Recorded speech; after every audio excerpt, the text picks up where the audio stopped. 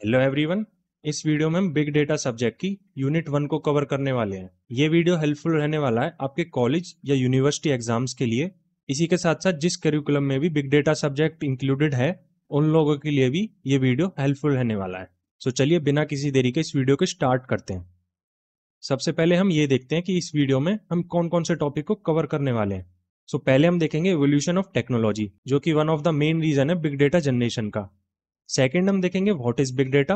फिर हम देखेंगे टाइप्स ऑफ डेटा या big data, that is structured, unstructured और semi structured data. Fourth topic है 5 V's ऑफ बिग डेटा या characteristics of big data.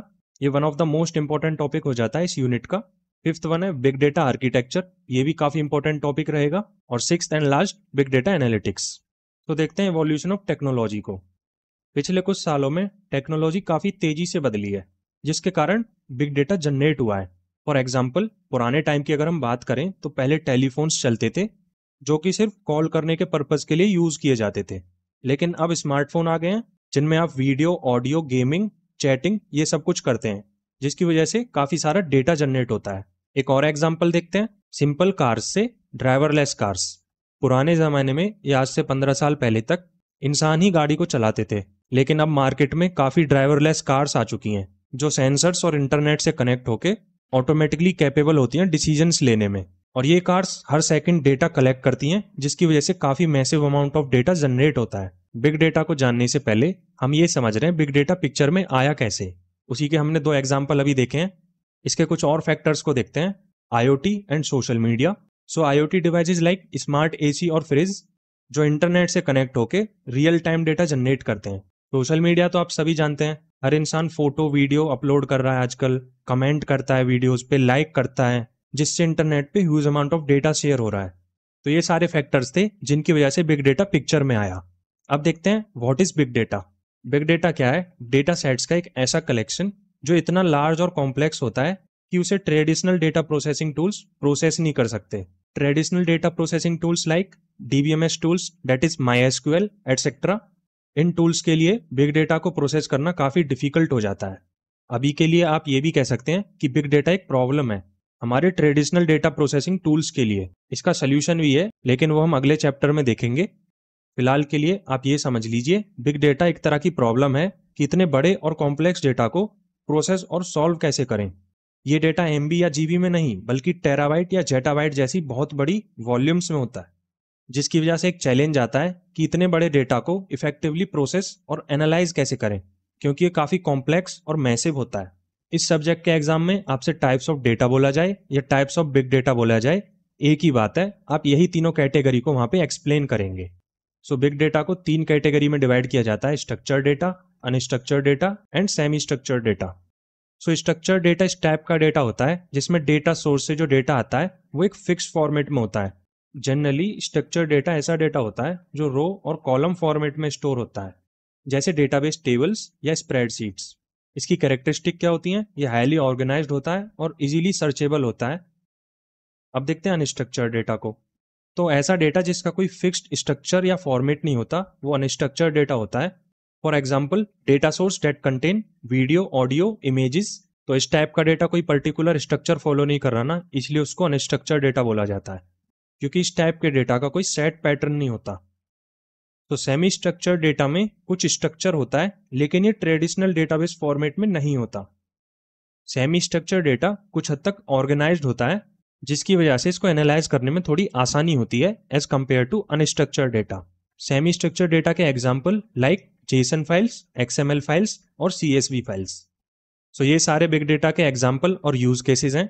Big data का यूज ट्रांसपोर्टेशन में किया जाता है, advertising and marketing, banking and financial services, government sectors, media and entertainment, health care and cyber security.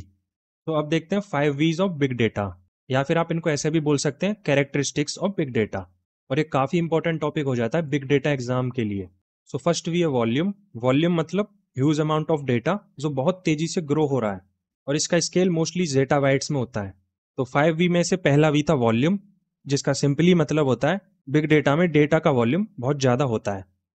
Second we है variety, मतलब different format का data like text, video, audio, logs या CSV files, और ये डेटा मल्टीपल सोर्सेज से आता है। Third भी है वेलोसिटी। वेलोसिटी मतलब जिस स्पीड से डेटा जनरेट और प्रोसेस हो रहा है पर सेकंड या नैनो सेकंड में। फॉर एग्जांपल सोशल मीडिया और सेंसर से जो डेटा आता है वो बहुत ही हाई स्पीड से आता है। फोर्थ भी है वैल्यू। इसका मतलब इतने बड़े डेटा में यूजफुल या वैल्यूएबल डेटा निकालना, और इस वैल्यूएबल डेटा से ही बिजनेसेस प्रॉफिट कमाते हैं। फिफ्थ भी है वेरासिटी, मतलब डेटा की क्वालिटी, अनसर्टेनिटी और इनकंसिस्टेंसी, जैसे फॉर एग्जांपल गलत या incomplete data. So veracity suggest that big data में डेटा की क्वालिटी चेक करना जरूरी होता है। सो अब देखते हैं बिग डेटा आर्किटेक्चर को। ये भी काफी इंपॉर्टेंट टॉपिक है आपके बिग डेटा एग्जाम के लिए। सो बिग डेटा आर्किटेक्चर वो डिजाइन है जो लार्ज डेटा को स्टोर, प्रोसेस और एनालाइज करने में हेल्प करता है। इसके की कंपोनेंट्स हैं data sources, data storage, batch processing, real time message ingestion, stream processing, analytical data storage, analytics and reporting and orchestration. तो एक एक करके इन कंपोनेंट्स को समझ लेते हैं। तो डेटा सोर्सेज वो जगह जहां से डेटा आता है, जैसे web server logs, social media APIs या आईओटी सेंसर्स। यहाँ पे यही लिखा है, this is where the big data solution begins. Data can originate from various places like application data stores, for example relational databases, static files, for example web server log files, and third real time data sources जैसे कि IoT devices और sensors. So first component हमने देख लिया। अब देखते हैं second component यानी कि डेटा स्टोरेज को।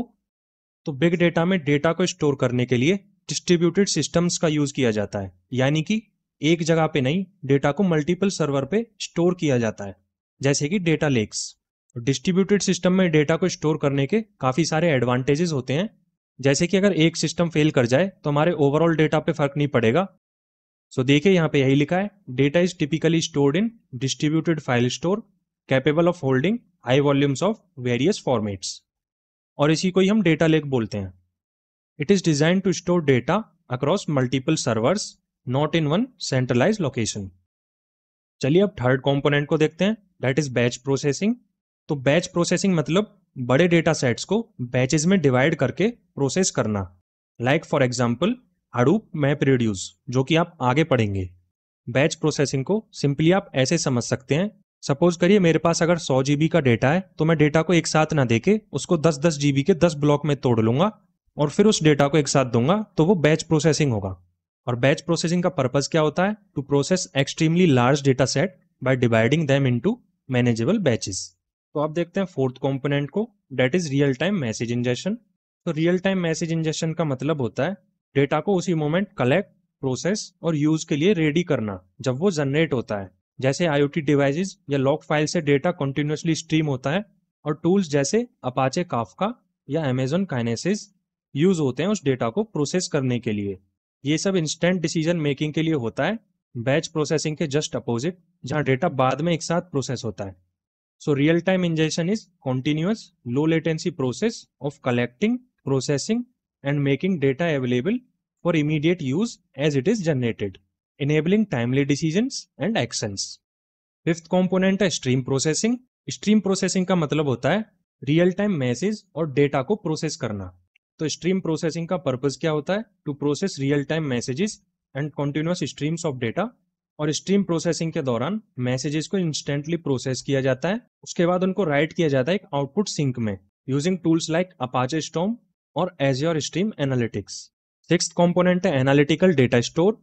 सो इसका पर्पस क्या होता है? प्रोसेस डेटा को आगे की एनालिसिस और रिपोर्टिंग के लिए स्टोर करना। That is the purpose of analytical data store is to store the process data in a structured format for easier querying and analysis. This store is used for further business intelligence and reporting. Seventh component है analytics and reporting. इस component का main function क्या होता है? Data analysis करके report बनाना। For example किसी customer behaviour की रिपोर्ट बनाना एक शॉपिंग मॉल के लिए, यानी कि किस कस्टमर ने क्या खरीदा और कितने क्वांटिटी में खरीदा, जिससे कि इस रिपोर्ट को इन फ्यूचर एनालाइज करके मॉल में डिफरेंट प्रोडक्ट का अकॉर्डिंगली स्टॉक मंगाया जा सकता है। So the goal of analytics and reporting is to provide insight into the data. This involves analysing the data to generate reports, for example जो कि हमने देखा customer behaviour reports for a shopping mall. Eighth and last component है इसका orchestration. तो इस component का purpose क्या होता है? रिपीटेड टास्क और ऑपरेशंस को मैनेज और ऑटोमेट करना। ताकि टाइम वेस्ट ना हो उनको बार बार रिपीट करके। So the purpose of orchestration is to manage and automate repeated task and workflows. This ensures efficient data flow, reduces manual effort, and saves time by automating operations like data movement and transformation। तो इसी के साथ हमारा big data architecture complete हुआ। हमने big data architecture के सारे components को समझ लिया। तो चलिए अब देखते हैं बिग डेटा एनालिटिक्स क्या होता है। बिग डेटा एनालिटिक्स का मतलब है एडवांस एनालिटिकल टेक्निक्स यूज करके बड़े डेटा यानी बिग डेटा पर एनालिसिस परफॉर्म करना। So big data analytics is the use of advanced analytical techniques against very large, diverse data set, including structured, semi-structured, and unstructured data to uncover hidden patterns, correlation, and other insight। और big data analytics के 4 type होते हैं। चलिए इनको एक एक करके देखते हैं। पहला टाइप है डेस्क्रिप्टिव एनालिसिस, सेकंड टाइप है डायग्नोस्टिक एनालिसिस, थर्ड टाइप है predictive analysis and fourth type है प्रिस्क्रिप्टिव एनालिसिस। तो डेस्क्रिप्टिव एनालिसिस का मतलब क्या होता है? व्हाट इज हैपनिंग नाउ, यानी कि अभी क्या हो रहा है, ये इसका आंसर देता है। फॉर एग्जाम्पल यूट्यूब एनालिटिक्स में ये देखना कि कितने यूजर्स ने कोई वीडियो देखी और कितनी देर तक देखी। It focuses on analysing current और historical data to understand the present state. Big data analytics का सेकेंड टाइप है डायग्नोस्टिक एनालिसिस, जो कि ये बताता है व्हाई डिड इट हैपन, यानी ये क्यों हुआ। फॉर एग्जाम्पल किसी सोशल मीडिया एडवर्टाइजिंग कैंपेन चलाने के बाद रिपोर्ट चेक करना कि वो फेल हुआ या सक्सेसफुल हुआ और उसका रीजन क्या था। It focuses on determining the root cause of events और trends shown by descriptive analysis. Big data analytics का थर्ड टाइप होता है प्रिडिक्टिव एनालिसिस। ये हमें ये बताता है व्हाट विल हैपन, यानी आगे क्या हो सकता है, यानी ये प्रिडिक्शन डेट इज आगे की भविष्यवाणी करता है। फॉर एग्जाम्पल किसी एयरप्लेन सेंसर्स के डेटा को एनालाइज करके ये पता लगाना कि कौन सा पार्ट आगे जाके फेल हो सकता है और उससे पहले ही उसे रिप्लेस कर देना। So predictive analysis simply describes what will happen in the future and it focuses on forecasting future outcomes based on historical and current data patterns. Big data analytics का फोर्थ एंड लास्ट टाइप है prescriptive analysis. ये बताता है what action should be taken, यानी क्या action लेना चाहिए, उसका आंसर देता है। For example self driving car real time data analyse करके डिसीजन लेती है कि कहाँ ब्रेक लगाना है, कहाँ स्पीड मेंटेन करनी है या किस डायरेक्शन में जाना है। So prescriptive analysis describes what action should be taken. It focuses on recommending the optimal course of action that should be taken to achieve a goal. For example Tesla's self-driving car analyzing real-time traffic data and deciding instantly to apply the brake, maintain speed और change direction accordingly। तो big data analytics की हमें need क्यों पड़ी? To optimise business operations. Like हम online shopping करते हैं ना अमेजोन पे, तो बिग डेटा एनालिटिक्स की हेल्प से कस्टमर के बिहेवियर को एनालाइज किया जा सकता है, making operation more efficient and customer centric. जैसे अमेजोन से आप कोई चीज मंगाते हैं तो उसमें नीचे आता है ना people who purchase this item also bought, ऐसे करके आता है ना। सेकेंड है नेक्स्ट जनरेशन प्रोडक्ट। एनालिटिक्स की हेल्प से कंपनी बेटर सर्विसेज और पर्सनल प्रोडक्ट दे सकते हैं। फॉर एग्जाम्पल नेटफ्लिक्स रिकमेंडेशन और Spotify music discovery. At last हम लोग देखते हैं बिग डेटा की importance. It is cost saving through optimised operation, it is time saving due to efficient processing, it helps us in understanding market condition, it is useful in social media listening that is brand sentiment, it helps in boosting customer acquisition and retention, it also helps in solving advertisers problem, it leads to driving innovation and product development। तो इसी के साथ साथ आपके big data की unit 1 खत्म हो चुकी है। मैं नेक्स्ट वीडियो भी जल्दी लेकर आऊंगा, लेकिन उससे पहले आप इस वीडियो पे 100 लाइक्स का टारगेट अचीव करवा दीजिए, इससे मेरे को काफी मोटिवेशन मिलेगा। जल्दी मिलते हैं यूनिट 2 के वीडियो में।